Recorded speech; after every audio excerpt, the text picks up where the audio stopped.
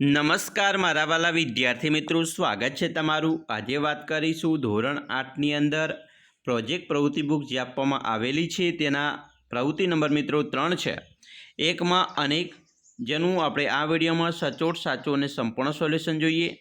તેના પહેલાં ખાસ ચેનલમાં નવા છો તો ચેનલને પણ મિત્રો અવશ્ય સબસ્ક્રાઈબ કરી વિડીયોને લાઇક અને શેર કરવાનું ન ભૂલતા।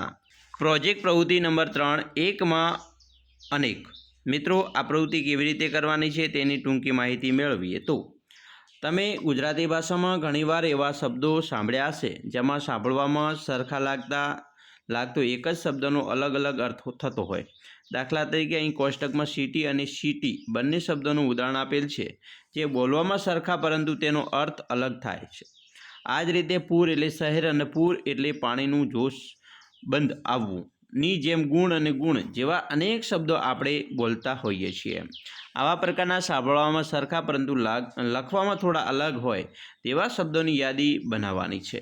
અહીંથી ખાસ યાદ રાખશો કે આવા શબ્દોની જોડણી લખવામાં થોડો ફેરફાર હોય છે, પરંતુ બોલવા સાંભળવામાં એક સરખા જ લાગતા હોય છે। માત્રા કે એકાદ મૂળાક્ષર બદલવાથી શબ્દનો અર્થ બદલાઈ જાય છે। શબ્દકોશ જોડણીના જાણકાર મિત્રો પુસ્તકાલયના પુસ્તકો અને વર્તમાનપત્રો કે પુસ્તકોમાં વિવિધ જગ્યાએ આપેલા આવા શબ્દોને શોધીને લખો। આવા શબ્દોથી વાક્યો પણ બનાવો। અહીંયા મિત્રો તમે જોઈ શકો છો, શબ્દ આપેલો છે સિટી અને સિસોટી।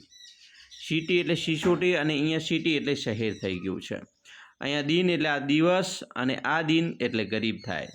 અહીંયા પાણી એટલે જળ થાય અને આ પાણી એટલે હાથ થાય। દ્વીપ એટલે હાથી અને દ્વીપ એટલે બેટ।